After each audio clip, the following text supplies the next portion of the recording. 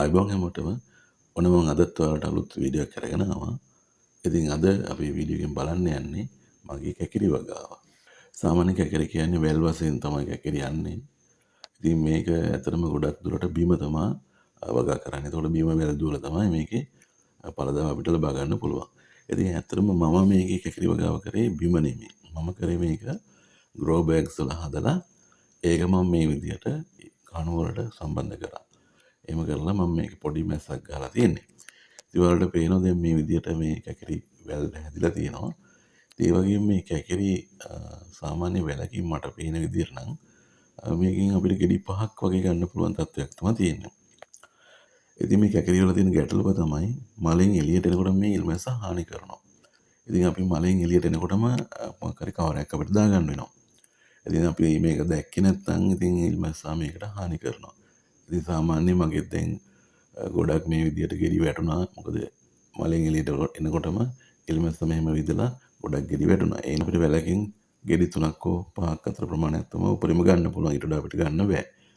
ඉතින් අර හැමදාම මේක බලනවා නම් කවරයක් දාගන්න පුළුවන් නම් ගෙඩි ටිකක් ගන්න පුළුවන්.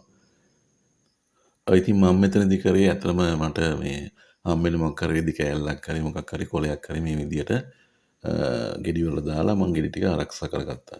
දැන් ඔයාලට මේ පේන විදිහට මම මෙතන දාලා තියෙන්නේ පරණ රෙදි කෑල්ලක්.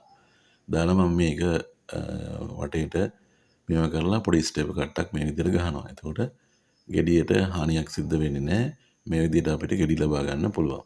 ඔයාලට පේනවා දැන් සාමාන්‍යයෙන් වැලක දැන් මේ වැල් නම් අලුතෙන් හදපු වැල් ටිකක් මේ තියෙන්නේ. පරණ වැල් දෙකක් මෙතන තියෙනවා. මේ අලුත් වැල් වල හොඳට දැන් ගෙඩි හටගෙන තියෙනවා. ඉතින් සාමාන්‍ය වැලක ගෙඩි 3ක් 4ක් විතර මේ විදිහට අල්ලලා තියෙනවා. ඉතින් මේ හැම එකටම වගේ දාලා තියෙනවා. දැන් කීපයක් මම දැක්කේ නැතිව තියෙනවා. ඒ ටිකටත් අද දාන්න ඕනේ අපි කවර මේ විදිහට. ඉතින් ඔයාලට වෙන සමහර වෙලාවට මම මේ වගේ අර දුඹුරු පාට කවරයක් දාලා තියෙනවා. ඉතින් ඒකත් හොඳයි. ඒක වැස්සට ගැටලුවක් වෙන්නේ මේ පෙඟිලා ඉරලා යන්නේ නැහැ. ඉතින් මේ විදිහට දාගත්තොත් ඔයාලටත් හොඳ කැකිරි අස්සන්නක් ලබා ගන්න පුළුවන්. ඉතින් මේ තියෙන්නේ අපේ පරණ වැලක්. එහා පැත්තේ තිබ්බ වැල් ටිකට වඩා සති එකහමාරක් විතර පරණ වැල් දෙකක් තමයි මේ තියෙන්නේ. මුලින්ම හැදුවේ මම වැල් දෙකයි.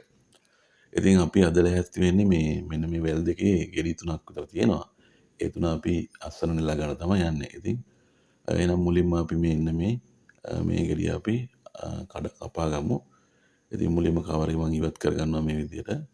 ඉතින් මෙන්න මේ විදිහට එනම් ඔයාලට පේන බලන්න හොඳ ගෙඩියක්. මේ පැත්තේ සුදු වෙලා තියෙනවා. ඒක නම් ගැටලුවක් නෑ මම හිතන්නේ. අපි නම් මේක අස්සන නෙලා ගමු.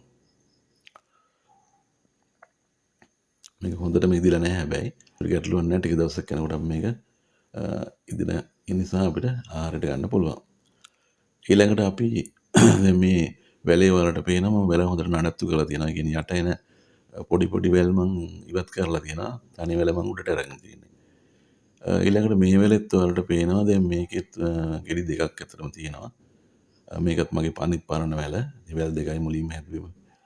මේකත් අපි කවර ඉවත් කරගමු.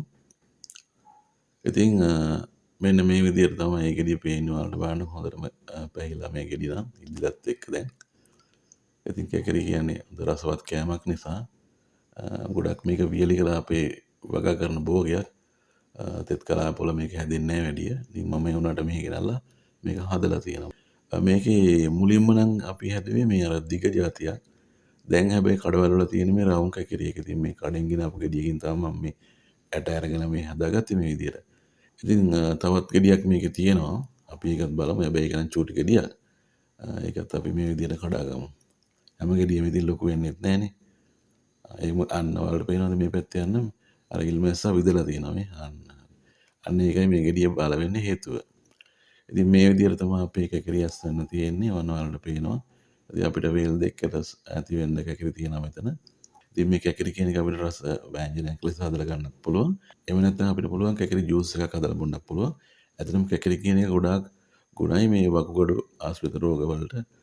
ඉතින් ඔයාලටත් පුළුවන් ඔයාලා ගෙදර මේ විදිහට ලස්සනට කැකිරි වගාවක් දාගන්න.